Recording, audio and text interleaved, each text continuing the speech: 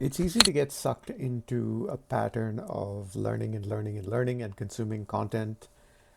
So, like, I'm kind of in this spiral right now with starting a business where I'm watching all these videos, reading all these things about, incorporating, but also things like, oh, how do you scale up supply? How do you manufacture? How do you deal with local laws? But then also a bunch of stuff like how do you advertise? How do you market? How do you budget? And so on. And it's like, well, what I should be doing is figuring out what the next problem to solve is, and then learning enough about that to do it, and then do it, and then learn the next thing. And that way I actually make progress rather than learning a bunch of stuff ahead of time that I'll probably forget by the time it's relevant. And that'll just like confuse me and bog me down in the meantime. And I think we tend to do this with a lot of things, whether it's hobbies, jobs, career, whatever it is.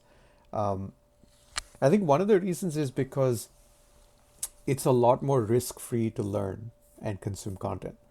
Whereas actually going and doing the thing takes more effort, but also there's a chance of failure.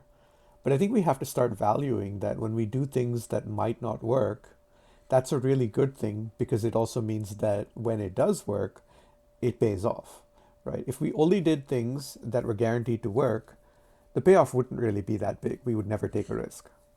So the people who are doing things that might not work will sometimes, pay off big and it's worth it. So really, I think I kind of have to just take the leap and start doing the things. And it's often better to have a bunch of stuff executed, which you can later improve on, even if it's not that good at the start, compared to a bunch of ideas and knowledge that you haven't executed or implemented. And then when you go to implement it, you'll probably figure out a bunch of gaps and you'll have to go learn again, right? That's the best thing about starting to do is you immediately get exposed to all the gaps in your knowledge and you can learn as you go.